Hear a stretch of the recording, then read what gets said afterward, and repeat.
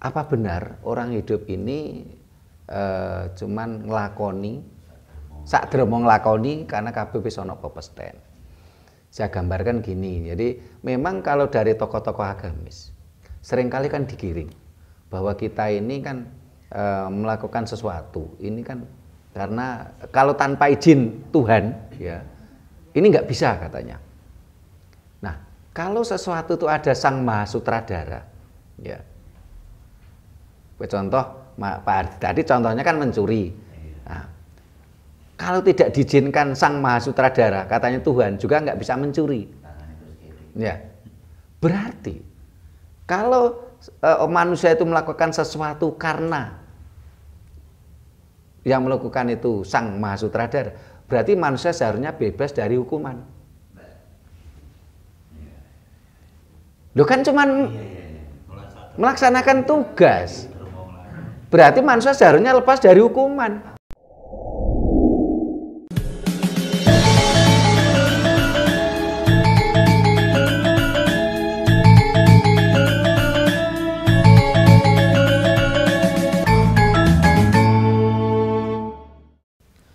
Rahayu.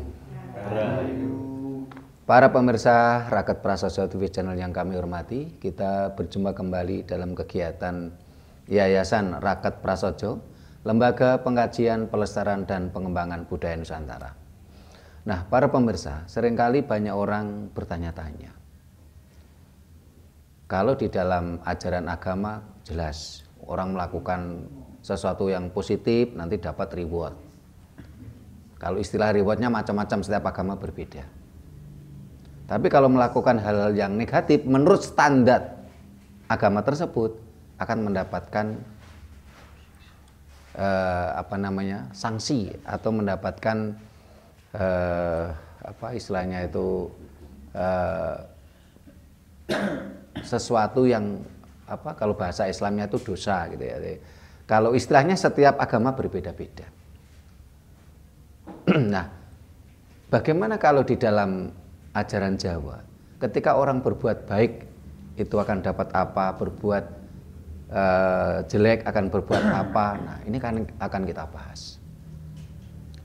Apa balasannya ketika kita berbuat baik atau berbuat buruk di dalam ajaran Jawa? Karena di sisi lain, ketika ajaran agamis itu ada perintah, ada larangan, ada iming-iming, ada ancaman. Sementara di dalam ajaran Jawa tidak ada perintah, tidak ada larangan, tidak ada iming-iming, dan tidak ada ancaman. Nah, ini akan kita bahas. Saat ini tema kita apa balasannya ketika kita berbuat baik atau buruk di dalam ajaran Jawa. Nah, ini tema ini tadi yang yang milih.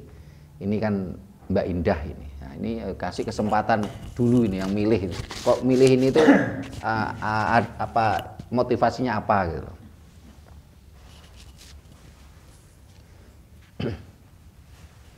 Terima kasih dan Rahayu. Rahayu.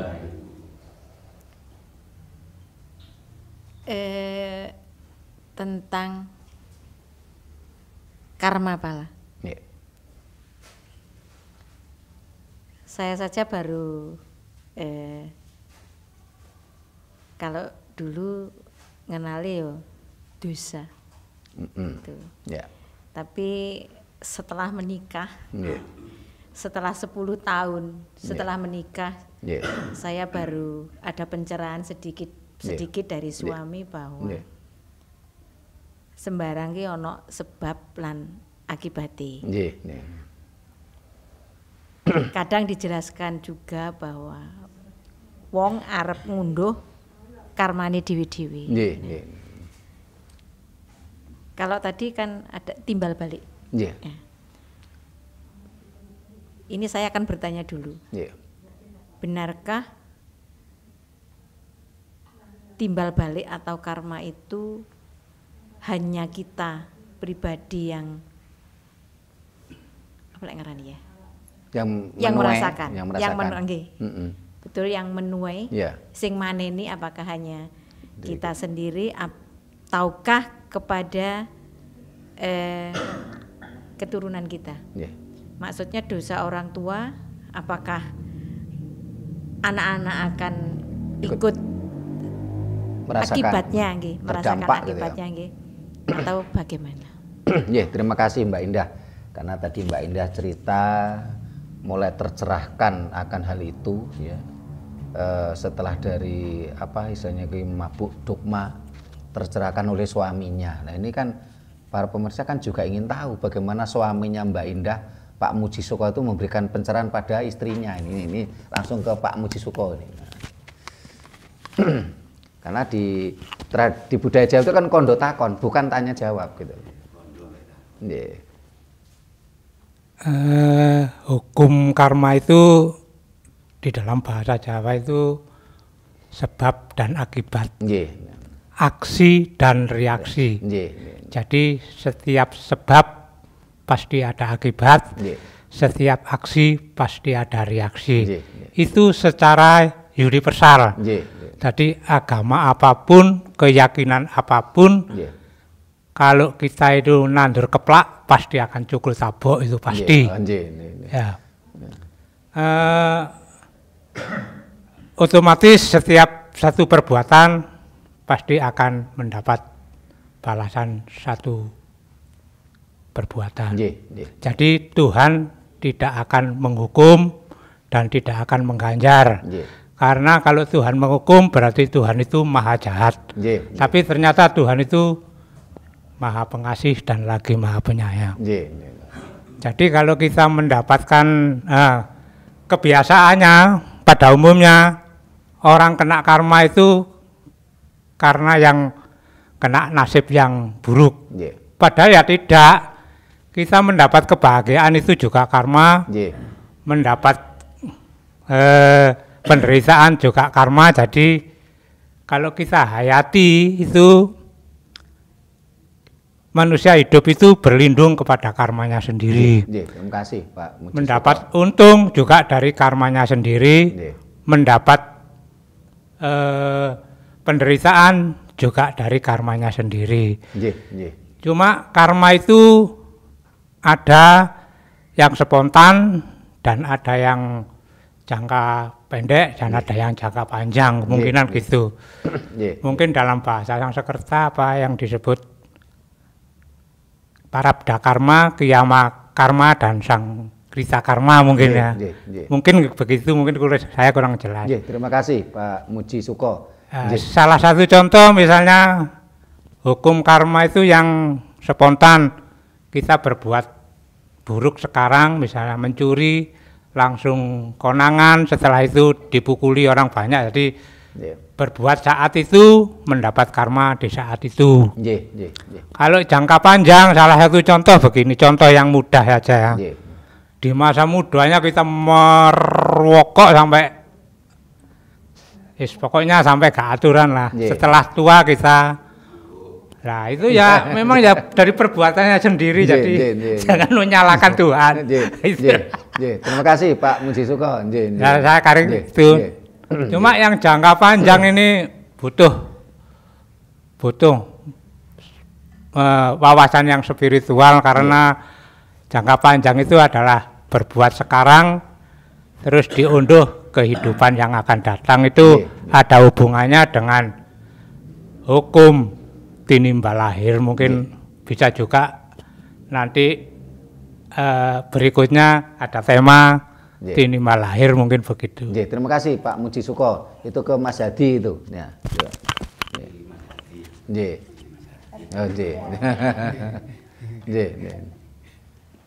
Rayu Romo. Rayu Mas Hadi. Ingin saya tanyakan, apa ada hubungannya karma dengan kematian? Kan ada orang yang mati secara ketabrak, terus mati tuhek, kan mati sakit. Apa ada hubungannya? Terima kasih Mas Hadi. Ya ini ngeri dulu, sini dulu biar Pak Saimo ini sama Bu Hani.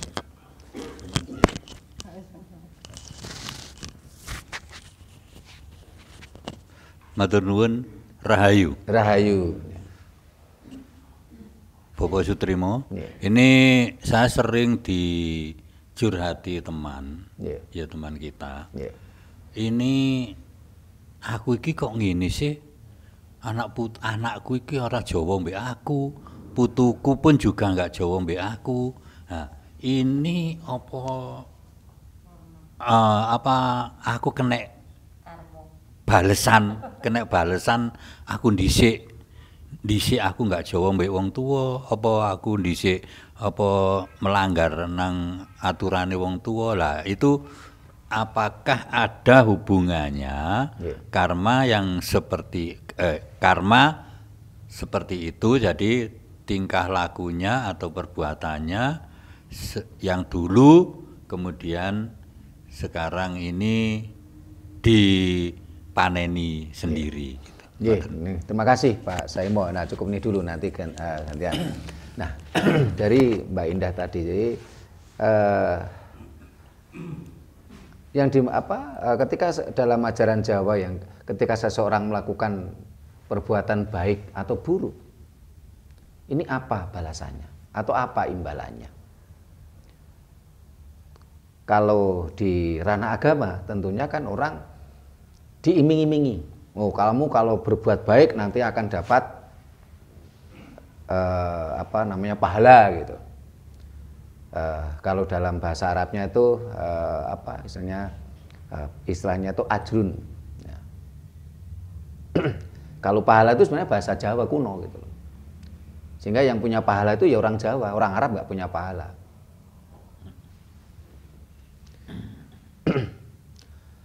Nah, kalau di dalam ajaran Jawa, ya, itu ketika orang melakukan perbuatan baik ataupun perbuatan buruk, ini tetap akan mendapatkan buahnya. Mudah-mudahan banyak istri-istri yang tercerahkan oleh suaminya seperti Bu Indah. Dan mudah-mudahan semakin banyak suami-suami yang mampu memberikan pencerahan pada istrinya. Sehingga semuanya akan tercerahkan, tidak lagi mabuk dogma. Ya. Kalau di dalam ajaran Jawa, orang berbuat baik ataupun berbuat buruk, ini sama-sama akan mendapatkan buahnya. Sehingga orang Jawa mengatakan apa? Ngunduh woing pakarti. Akan menuai buah dari pakarti atau perilakunya. Dalam bahasa lain apa? Karma pala. Karma itu adalah perbuatan, pala itu adalah buah. Karma pala. Karma perbuatan, pala itu buah. Pala itu artinya tulisannya PHALA.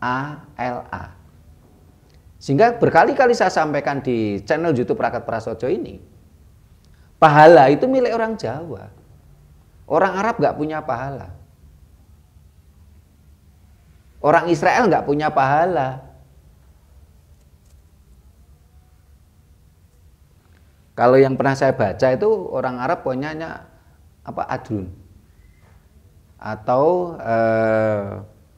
bahasa lainnya, Mas Anton yang pernah belajar bahasa Arabnya pahala apa? Ada dua itu saya lupa, saya pernah pelajari. Tapi pahala itu bahasa Jawa kuno, bukan bahasa Arab. Dari kata pala artinya buah. Orang berbuat baik ya dapat pala. Orang berbuat buruk ya dapat pala. Dapat buah. Ngunduh woing pakarti. Buah dari perbuatannya. Karma itu adalah perbuatan, pala itu adalah buah. Pahala itu bahasa Jawa dan artinya buah ini. Jadi walaupun orang itu melakukan kejahatan ya dapat pahala. Jadi orang yang berbuat baik ya dapat pahala, orang yang berbuat jahat pun dapat pahala. Karena pahala artinya buah. Semua akan mendapatkan buah dari perbuatannya masing-masing. Semua akan mendapatkan ganjaran dari perbuatannya masing-masing. Apakah karma tadi yang kita lakukan hanya berdampak pada diri kita, ataukah juga berdampak pada keturunan kita? Yang jelas hukum alam memang ada aksi, ada reaksi. Ketika kita menanam pasti menuai. Dan ajaran Jawa itu dasarnya adalah 1, haiklogis, tiniming nalar. 2, realistis atau kasunyatan. 3, serateles atau alam semesta. Coba kita lihat. Alam semesta memberikan contoh, memberikan pelajaran pada kita semua. Ada tanaman dangkal, orang Jawa bilang tanduran cetek. Ada tanaman dalem, orang Jawa mengatakan tanduran jeru. Ini hukum alam, tidak bisa kita bantah. Apa contohnya tanduran cetek atau tanaman dangkal?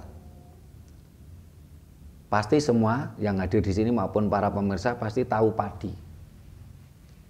Karena katanya orang Jawa kalau belum makan beras katanya belum makan katanya. Ya.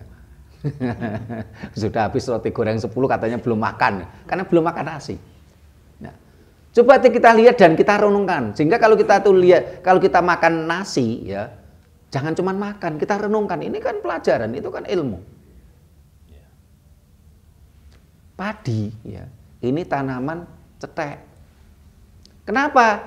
Karena orang menanam sekarang jarak 3,5 bulan kita panen. Ini termasuk tanaman cetek.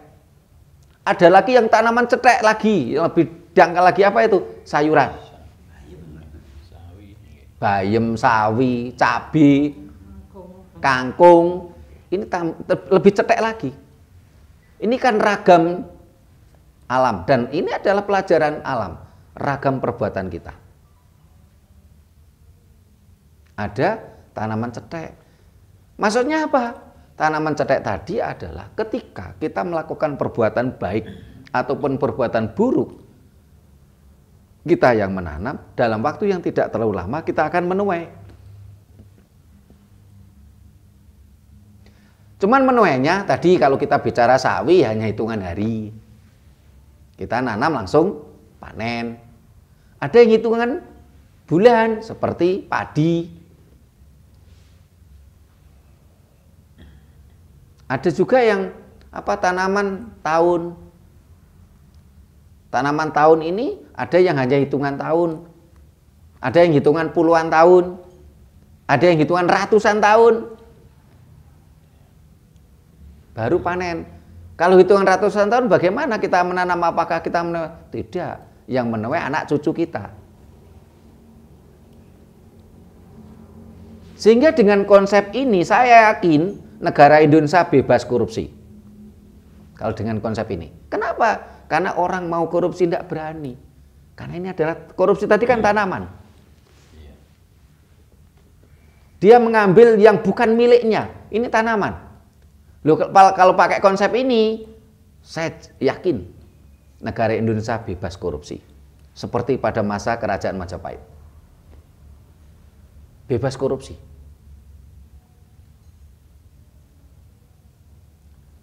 Tetapi kalau bangsa ini didogma bahwa Tuhan pun bisa kita ajak transaksional, hitung-hitungan, bangsa ini akan semakin besar korupsinya.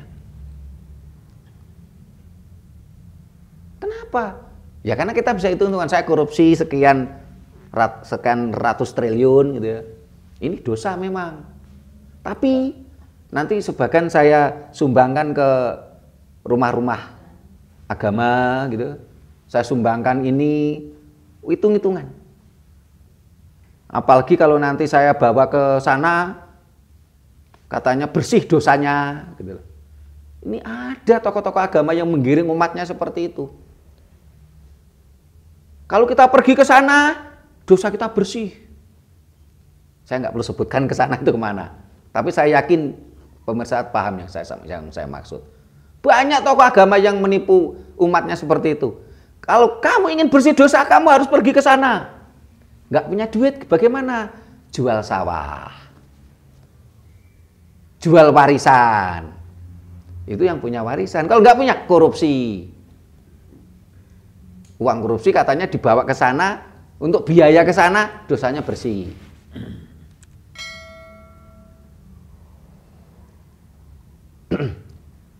Ini saya heran gitu loh. Loh, Tuhan pun mereka mau disumpah jabatan itu kan katanya pakai kitab sucinya. Loh kok mereka Tuhan diajak transaksional seperti itu? Emang Tuhan itu siapa gitu loh? Emang apa Tuhan itu seperti teman kita gitu loh? Pak Ardi, saya hutang duitnya ya. Nanti besok saya sahur gitu. Loh, Tuhan disamakan dengan saudara kita. Disamakan teman kita, hitung-hitungan transaksional. Ini yang terjadi di bangsa kita. Bangsa kita didogma dengan dogma yang seperti itu. Tuhan pun diajak hitung-hitungan, Tuhan pun diajak transaksional. Akhirnya apa? Negara-negara yang background agamanya kuat, rata-rata korupsinya juga kuat. Karena agama-agama mereka selalu mengajarkan transaksional. Tetapi bahkan negara-negara sekuler, bahkan negara ateis pun ternyata lebih nol, lebih kecil korupsinya. Ini kan harus kita renungkan. Jadi renungan kita bersama sebagai dalam kehidupan kita berbangsa dan bernegara. Saya juga heran kadang-kadang ini gimana sih? Katanya orang agamis gitu, tapi Tuhan diajak transaksional. Karena itulah. Jangan tunjukkan apa agamamu, tapi tunjukkan bagaimana perilakumu. Karena indikator moral adalah pada perilaku kita. Indikator moral bukan pada baju kita. Indikator moral bukan pada KTP kita yang beragama. Tapi indikator moral adalah perilaku kita. Budi pekerti kita. Sehingga kalau kita bicara tentang karma pala, karma adalah perbuatan, pala adalah buah. Jadi orang melakukan kejahatan, ya dapat pahala, dapat pala. Melakukan kejahatan, lu dapat pahala gitu. Jadi nggak cuma orang yang beribadah aja dapat pahala. Orang mencuri pun dapat pahala. Karena pahala itu artinya buah. Orang mencuri pun akan mendapatkan buahnya, buah dari apa yang dari perbuatannya tadi. Nah kalau dengan konsep ini kan orang tidak berani mau korupsi, mau mencuri tidak berani. Kenapa? Loh ini saya korupsi, ngambil yang bukan hak saya. Saya mencuri, saya mengambil bukan hak saya. Ya. Otomatis apa? Ini adalah tanaman saya. Ini perbuatan saya dan nanti saya akan mendapatkan buahnya. Kita akan mendapatkan karma pala. Kita akan ngunduh woeng pakarti. Cuman tadi kan saya katakan tanaman itu ada tanduran cetek, ada tanduran jeru. Sehingga kalau kita sengaja atau tidak sengaja melakukan perbuatan yang jelek, negatif, apa doa kita? Ya Tuhan, duh Gusti, saya sudah melakukan. Sebagai contoh, tanpa sengaja ya. Kalau mencuri itu sengaja, tidak ada mencuri nggak sengaja. Misalnya tidak sengaja melakukan kejahatan atau melakukan sesuatu yang negatif. Ya Tuhan, apa yang saya lakukan tadi? Segerakanlah saya yang menuai karena saya yang menanam. Jangan sampai anak cucu saya yang menuainya. Kenapa? Karena hukum alam memberi pelajaran yang sangat berharga untuk kita. Apa itu tanduran jeruk? Ketika ke rumah kita memakai kayu jati, atau kita keseharian kita makan sayur lodeh atau kari yang di situ pakai kelapa. Kelapa itu tanaman siapa? Pohon jati itu tanaman siapa? Karena pohon jati ini ratusan tahun.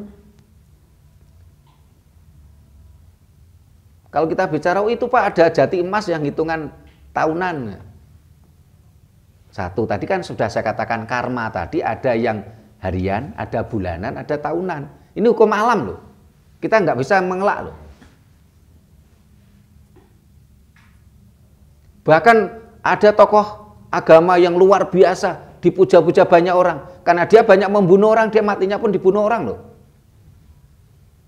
Ini fakta gitu loh. Hukum alam nggak bisa mengelak kita ini. jati emas, tetapi walaupun beberapa tahun bisa dipanen, tapi kan kekuatannya tidak sebagus yang jati asli, jati Jawa yang asli, yang usianya ratusan tahun. Sehingga Pak, ini kan berarti nggak adil Pak. Yang berbuat jahat itu, taruhlah mbah saya kok saya yang terdampak gitu. Ya ini ya adil, ini hukum alam. Kenapa? Karena kalau mbah kita melakukan kebaikan, kita juga terdampak kok.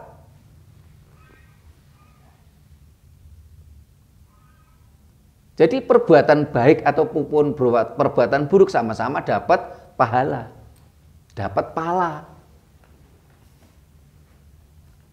Sehingga kita nggak bisa protes, Pak, nggak adil ini Pak. Mosok yang berbuat jahat itu mbah saya kok saya merasakan dampaknya, ya keadilan di situ. Karena ketika mbah kita itu melakukan hal-hal yang baik, ya kita pun juga akan terdampak. Sehingga kalau saat ini bangsa Nusantara itu terjajah oleh ideologi bangsa lain, 500 tahun kita terjajah, ya memang kita harus mengaku ini juga karma pala dari leluhur kita. Karena dahulu kala leluhur kita menguasai dunia sekian ratus tahun. Majapahit itu menguasai 2/3 dunia selama 200 tahun. Singhasari menguasai Asia Tenggara 100 tahun. Walaupun dalam catatannya leluhur kita tadi melakukan ekspansi tanpa invasi. Leluhur kita menguasai dunia itu melakukan ekspansi tanpa invasi, tanpa kekerasan. Tapi kan tetap ini perbuatan leluhur kita, sehingga harus harus kita sadari. Tapi kita harus bersyukur. Kenapa? 500 tahun bangsa ini merasakan keterpurukan, terjajah. Cuman 500 tahun. Kita masih bersyukur. Kenapa? Eropa 800 tahun. Eropa itu terjajah ideologi Arab ini 800 tahun. Ketika Eropa ada revolusi Renaissance, revolusi gereja, revolusi industri, barulah orang-orang Eropa itu tercerahkan. Setelah 800 tahun mereka mabuk dogma dalam masa kegelapan. Jadi kalau kita ini baru 500 tahun kan, ya kita syukurilah. Walaupun cukup lama juga sih, 500 tahun itu berapa generasi itu. Sehingga akhirnya kan kita juga kebingungan karena kebingungannya itu kan tadi yang jadi diskusi kita tadi. Jadi orang sudah terdogma sekian ratus tahun itu kan juga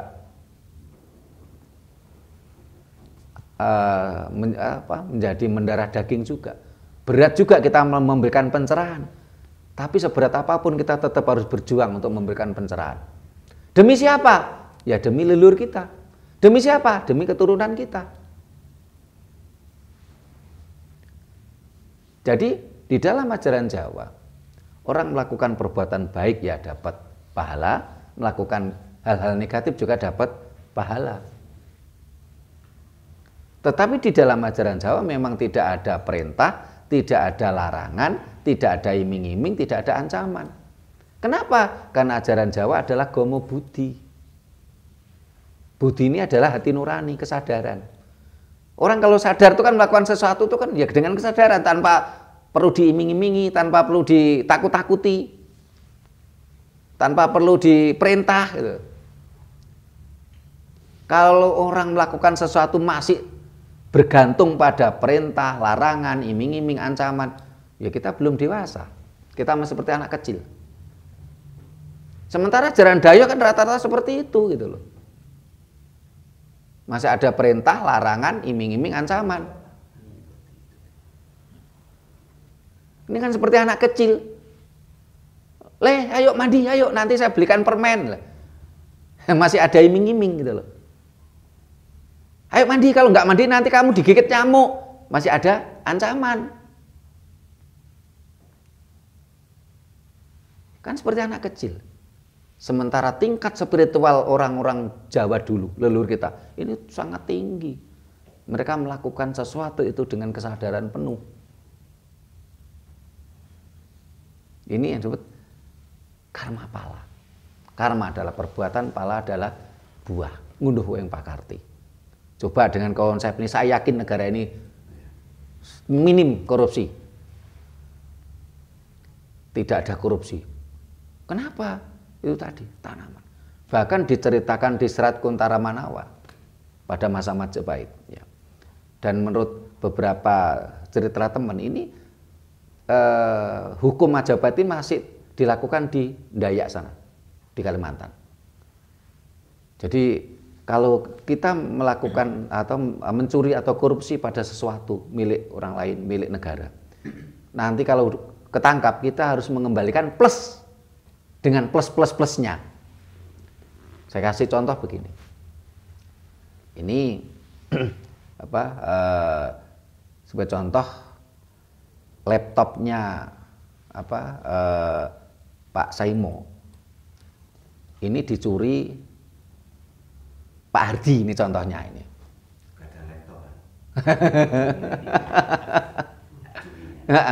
Ini contohnya begini, ya. Terus selang beberapa waktu ketangkap Pak Hardi. Pak Hardi harus mengembalikan laptopnya Pak Saimo dalam kondisi utuh. Ada plusnya. Pak Saimo ditanya, Pak, laptop Pak Saimo tadi untuk apa? Untuk bekerja. Satu hari dapat berapa dari hasil kerja laptop tadi? Dapat 100.000. Pak Hardi mencuri berapa? 3 bulan. 100.000 kali 90 hari. Nah, ini hukum Majapahit seperti itu. Itu kalau nilainya kecil. Kalau umpamanya Pak Saimo tadi dengan laptopnya dia nggarap proyek, satu hari dia dapat 100 juta.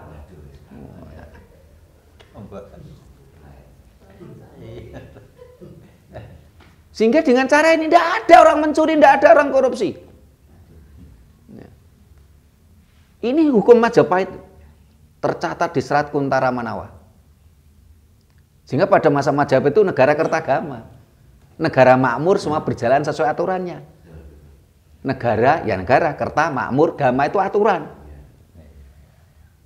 Berarti kalau agama nggak pakai aturan. Nggak pakai aturan. Agama kan aturan. Iya. Nah, tidak. Coba. Hebatnya leluhur kita seperti itu gitu loh. Orang melakukan perbuatan baik ya dapat pahala, orang melakukan kejahatan ya dapat pahala gitu loh. Nah, ini Pak Hardi mau nanya ini Mbak Anin. Dan ini. Pak saya enggak punya laptop. Matur nuwun Rama, rahayu. Rahayu. Ini yang satu ini pertanyaan dulu. Oh, nggih. Kalau saya bertanya berarti tidak bisa. Ini betul-betul. Jadi bukan lelamisan ya. Nggih. Lek basa anune lip service tidak betul-betul tidak ngerti. Saya pada waktu masih kecil tuh diwuruki wong tua tuh ngene. Le, wong urip iki ngono sakjane mek sak derma nglakoni. Nggih. Pepesten wis ana luwih dhisik. Nggih. Itu sampai tuwek begini saya belum bisa menemukan itu. Itu nanti jawaban saya minta itu. Apa artine iku. Yang kedua, apa yang akan saya sampaikan sing tak kandakno, kondo takone wis saiki kondo. Iki mesti menyinggung orang lain, tapi ini saya mengalami. Jadi masih tersinggung ya baba, aku tahu ngalami iki. Aku tahu diseneni wong. Ketika saya bertugas di Jawa Barat. Saya dulu kan abdi negara nih. Abdi negara, Pak. Jare lek saiki ASN ngono lho. Di Sumedang, saya pernah tugas di Sumedang. Ada seorang teman baik saya yang kebetulan ya agamis. Tapi itu agama memang lu gomo aturan agak ya ya. Pak Hardi itu ke saya itu. Sampean meskipun melakukan perbuatan baik apapun, udahlah sehari-hari itu sampean melakukan perbuatan baik apapun saja wis. Dadi mbok aku iki dituturi wong tuwek biyen lek ana wong keluwen, kayak ana mangan, lek ana wong ngelak, kayak ana ngombe, lek ana kelunyon, kayak ana teken, ana wong peteng, kayak ana lampu. Jadi meskipun saya itu mau lakukan perbuatan baik apapun, nek gak melakukan perintah sing ikomang, sing agama, sing inti gitu ya, gak diterima itu ya. Jadi ndak amal saya itu percuma itu loh. Loh lah, dadi wong urip dikongkoni apa gitu ya. Satu, yang kedua, mbok masih sama niku nyolong, mbok masih sama niku ngeplaki wong, mbok masih sama niku tek. Pokok sampean melakukan ritual iki mesti diampuni, dosane langsung hilang. Makanya terjadi di masyarakat itu kadang-kadang kok ora padha antara napa sing diomongno oleh ndek majelis sing komang, majelis kumpulnya diajari lho mbek perbuatan sedina-dina kok ora ngerti, kok ora padha gitu ya. Itu yang kedua itu saya kondo.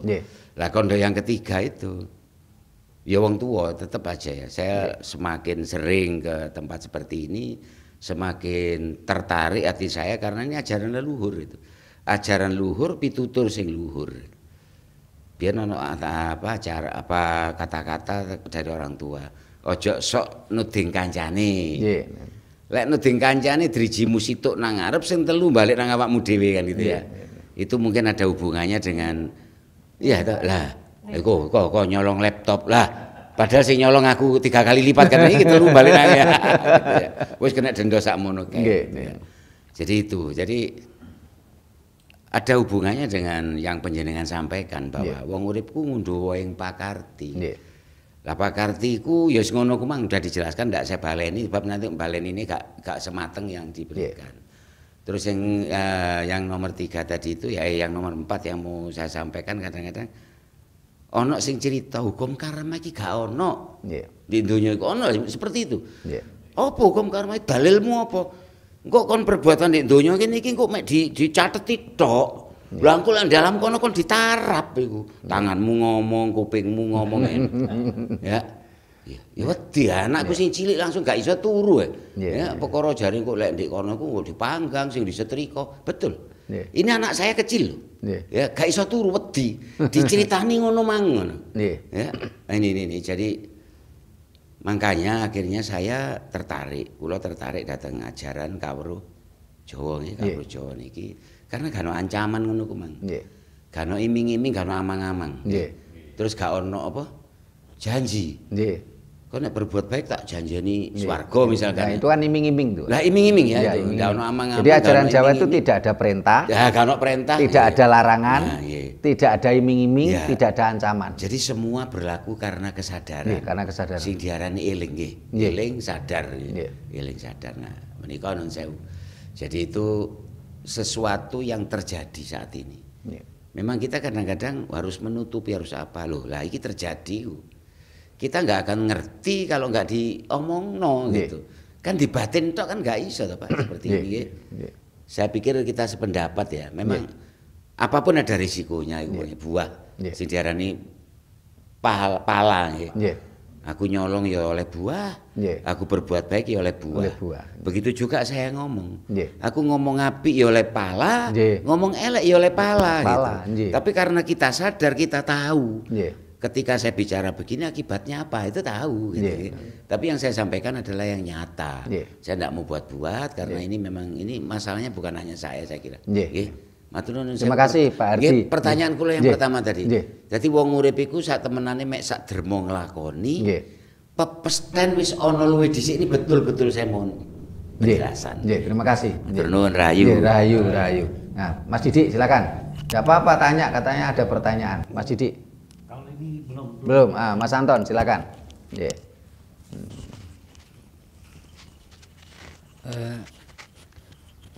Apakah kalau kita berbuat jahat itu dari setan? Dan kalau kita berbuat baik itu dari malaikat atau Tuhan? Apa mengenal itu? Jawa. Terima kasih Mas Anton. Ini Mbak Ida mau nambah? Dari Pak Hardi dulu. Apa benar orang hidup ini cuman nglakoni sak derma nglakoni karena kabeh wis ana pepesten? Saya gambarkan gini. Jadi memang kalau dari tokoh-tokoh agamis seringkali kan digiring bahwa kita ini kan melakukan sesuatu ini kan Karena kalau tanpa izin Tuhan, ya ini nggak bisa katanya. Nah, kalau sesuatu itu ada sang maha sutradara, ya. Contoh, Pak Ardi tadi contohnya kan mencuri. Nah, kalau tidak diizinkan sang maha sutradara, katanya Tuhan juga nggak bisa mencuri. Ya, berarti kalau manusia itu melakukan sesuatu karena yang melakukan itu sang maha sutradara, berarti manusia seharusnya bebas dari hukuman. Loh kan cuman melaksanakan tugas, berarti manusia seharusnya lepas dari hukuman. Ya. Sekarang kalau konsep itu dipakai, ya kadang-kadang juga lucu. Berarti manusia kan tidak punya kuasa apa-apa, gitu. Ini konsep orang-orang agamis yang sering cerita seperti itu. Jadi semua itu karena izinnya, ya. Dia melakukan, berarti manusia melakukan apapun itu karena ada sang maha sutradara. Berarti seharusnya manusia itu terbebas dari hukuman. Ya. Dan manusia juga terlepas dari apa istilahnya ganjaran, apa istilahnya reward atau hadiah. Loh kan dia melakukan kan cuman atas perintah atau atas izin dari sang maha sutradara tadi. Seharusnya manusia lepas dari hukuman dan dia pun juga tidak mendapatkan reward atau hadiah. Pengertian ini kan tidak terjadi kalau di dalam ajaran Jawa bagaimana? Ono garis, ono tulis. Sebagai contoh tadi, ketika Pak Hardi menanam padi, itu akan ginaris mesti panen. Tapi tinulisnya belum tentu panennya bagus. Kadang kalau nandur pari cukul suka teki. Nah, memang ajaran Jawa kan berdasarkan serat teles alam semesta, sehingga apa yang saya sampaikan tidak berdasarkan dalil. Ajaran Jawa tidak berdasarkan iman dan dalil, ya. Tetapi ajaran Jawa berdasarkan haik logis, tini mengenalar, kasunyatan atau realistis dan serat teles atau alam semesta. Sehingga apa dasarnya saya bicara? Alam semesta yang semuanya bisa melihatnya, merupakan kasunyatan realistis. Jadi alam semesta itu bisa termasuk menjadi guru kita. Guru kita. Ya. Nah, berarti kita ini sekolah kehidupan. Nah. Jadi kita menanam padi, ya saya gambarkan. Yang nyuruh siapa? Ya tidak ada, kita yang. Kita sadar diri kita menanam padi karena kita nanti butuh makan. Karena tadi kembali ke ajaran jadi kan kesadaran tadi. Bukan karena perintah, bukan karena larangan, bukan karena iming-iming, bukan karena ancaman. Ketika Pak Hardi menanam padi, ginaris pasti panen. Tapi tinulisnya belum tentu panennya bagus. Kadangkala ono suka teki.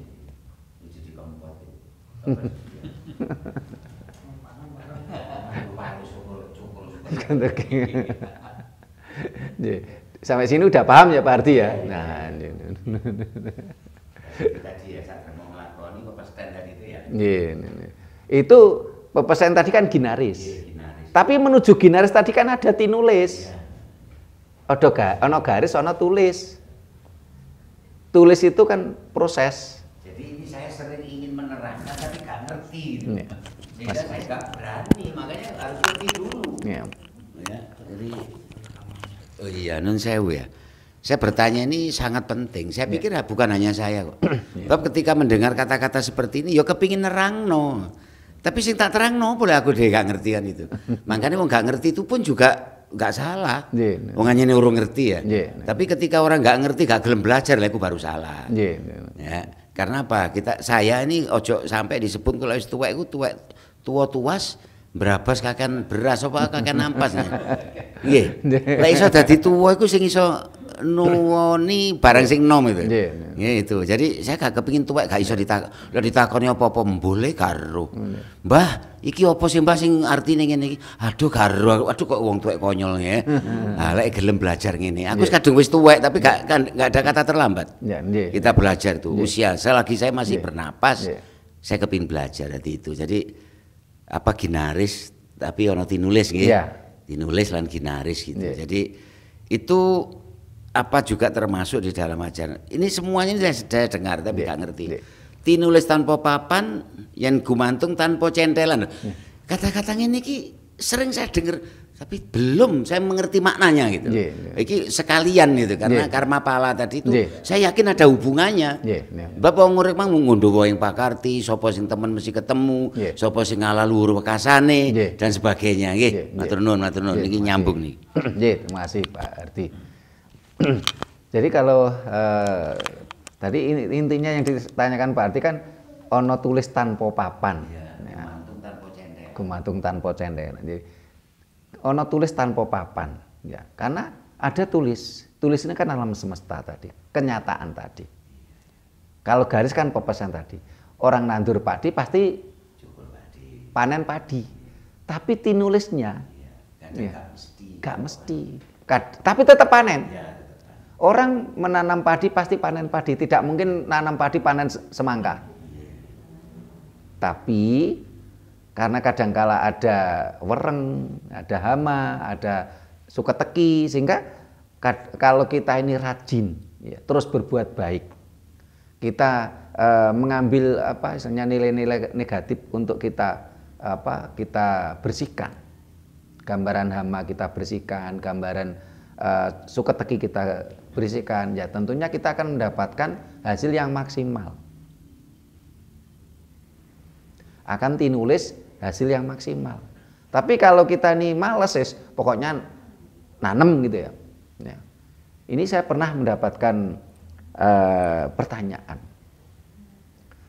Pak, kalau saya melakukan ruatan ya, seperti ajaran Jawa ya, dengan melepaskan burung ya, karena di dalam ajaran Jawa yang saya sampaikan, nah ini rencananya kan Kemis Pahing besok itu Mas Anton sama Mas Hadi itu mau ruatan lepaskan burung. Saya mau ruatan lepaskan burung perkutut. Tapi saya nggak percaya Pak dengan konsep Pak Sutrimo tadi. Apakah tetap akan panen? Ya. Saya jawab tetap akan panen. Saya kasih gambaran tadi. Saya tidak percaya kalau nanti akan dapat hasil padi. Tapi saya tanam. Setelah kita nanam padi terus saya tinggal jalan-jalan gitu. Saya nggak percaya. Apakah tetap panen? Tetap panen. Ini hukum alam. Walaupun orang nggak percaya sekalipun toh, tetap akan panen.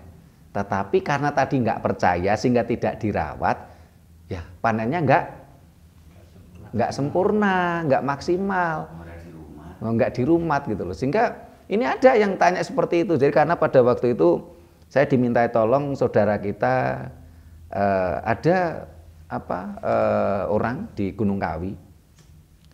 Ini punya putri 2. Yang satu ini dikawin sama orang Bali, yang satu dikawin orang Chinese. Nah, yang dikawin sama orang Bali ini minta tolong kita untuk ruatan, lepaskan burung. Yang satu ini enggak. Dia tanya ke saya yang Chinese tadi. Pak, saya mau loh ini ruatan dengan melepaskan burung tadi, tapi saya nggak percaya gitu loh. Apa saya tetap akan panen? Saya jawab tetap akan panen. Padahal nggak percaya, apalagi percaya dengan dirawatnya dengan baik. Perbuatan baik tadi, panennya akan maksimal. Karena itu tadi, orang berbuat baik ya dapat pahala, orang berbuat tidak baik juga tetap pahala, walaupun kita tidak percaya. Karena ini sesuatu yang nyata, sehingga kalau ada yang bertanya, dasarnya apa? Pak Sutrimo itu bilang seperti itu. Dasarnya hukum alam. Coba kita renungkan dari sekian yang saya sampaikan tadi, apakah misalnya ada yang salah? Apakah tidak sesuai dengan hukum alam? Sesuai. Ya. Walaupun kita tidak berdasarkan dalil. Tapi yang saya sampaikan adalah sesuai dengan hukum alam. Bisa dilihat, bisa dirasa. Bisa dilihat, bisa dirasa, bisa dinalar. Ya. Bagi orang yang mau memakai nalar sehatnya. Ya. Tapi orang yang mabuk nalarnya lemah. Nah,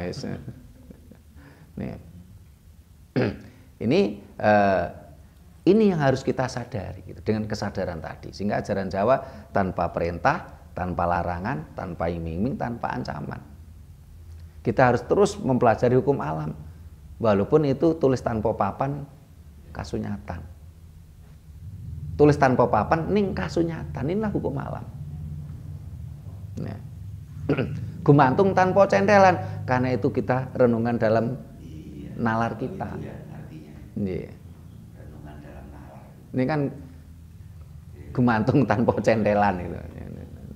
Kita baru ngerti.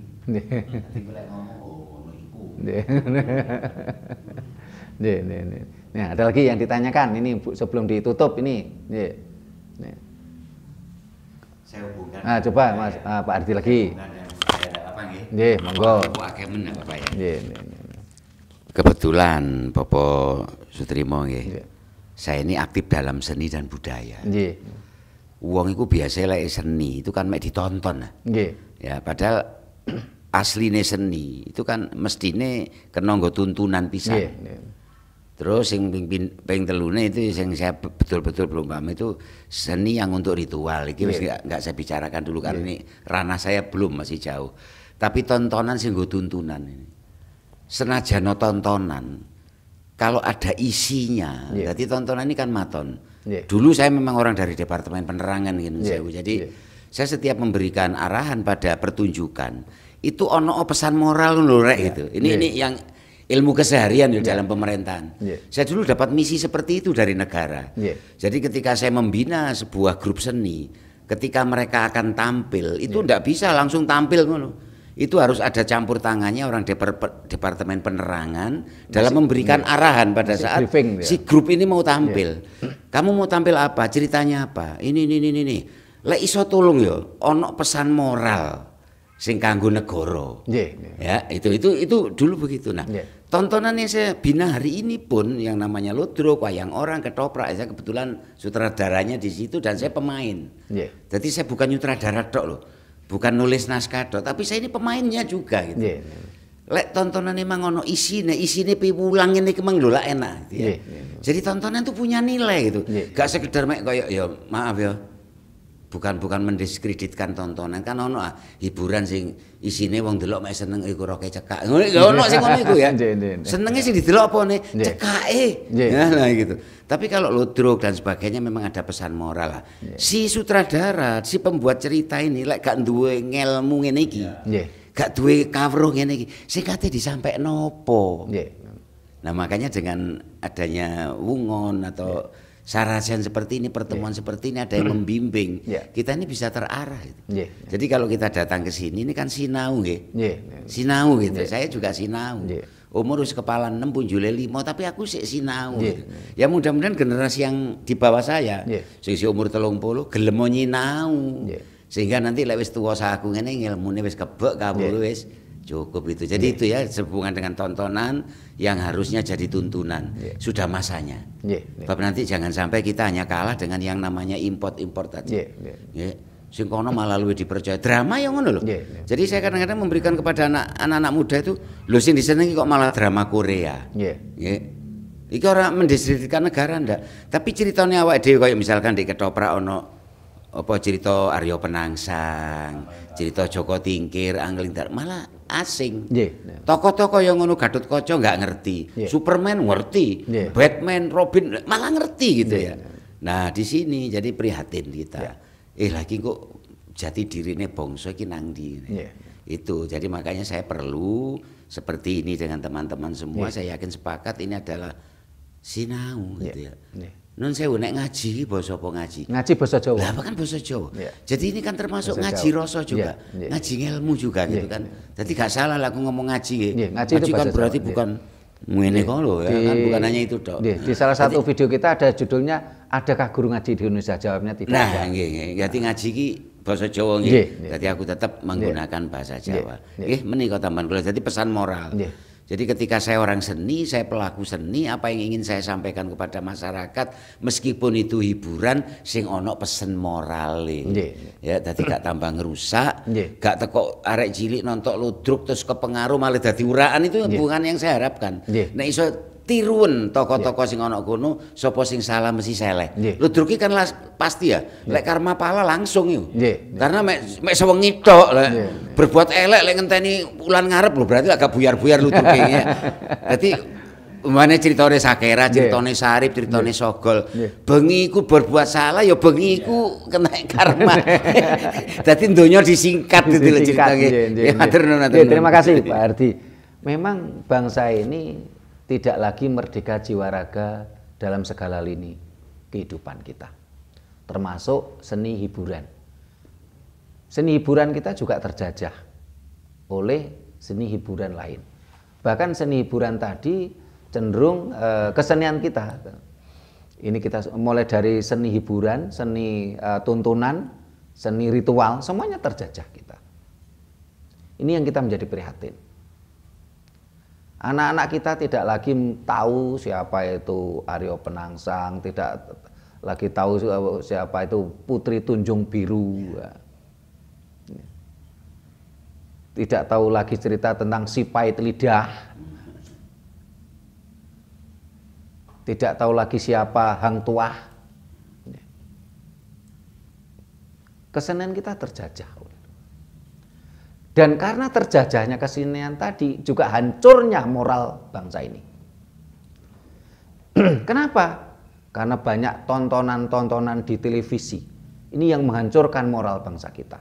Di situ ada tontonan tokoh antagonisnya ini memakai atribut budaya Indonesia.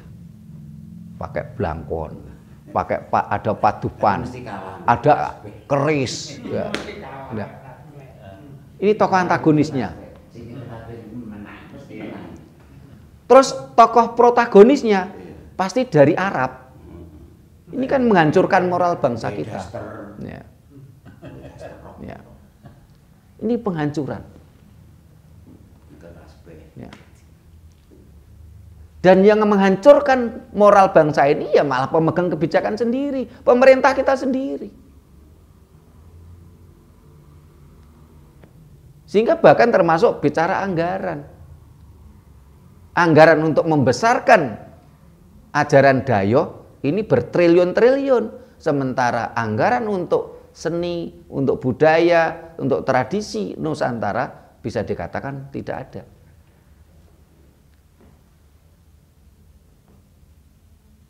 Hukum alam tetap akan terjadi. Kita tunggu saja.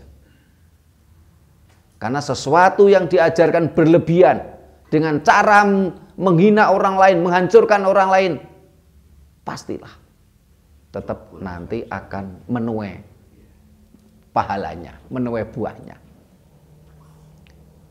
Leluhur kita ini melakukan, dalam berbagai literasi disebutkan, leluhur kita ini melakukan ekspansi tanpa invasi. Dikatakan di dalam serat sastra Jawa, Nagri Tanggi Sami Tumiyung.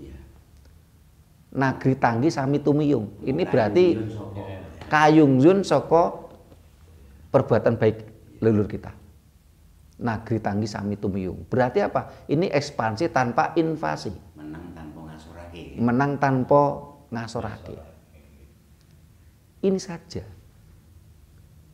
Bangsa kita juga mendapatkan pahala. Sehingga saat ini bangsa ini dijajah kurang lebih 500 tahun. Kita terhinakan, kita menjadi budak bangsa lain. Kita memuja-muja bangsa lain. Apalagi mereka melakukan tindakan-tindakan licik, tindakan-tindakan yang tidak beradab. Kita tunggu aja. Hukum alam tetap akan berlaku. Tetapi kita pun juga harus berjuang sebagai piranti alam. Karena awal-awal kita berjuang, banyak orang-orang tua kita ini yang apa istilahnya itu pesimis. Wis talale donya iku wis ana pepesten. Wis ginaris. Ora usah berjuang. Ini kata-kata ini juga nggak benar. Walaupun juga tidak salah. Memang ada pepesten, ada ginaris, tapi kan ada tulis, ada tinulis. Loh kalau kita alam tetap akan siapa menanam akan menuai, itu pasti ginaris.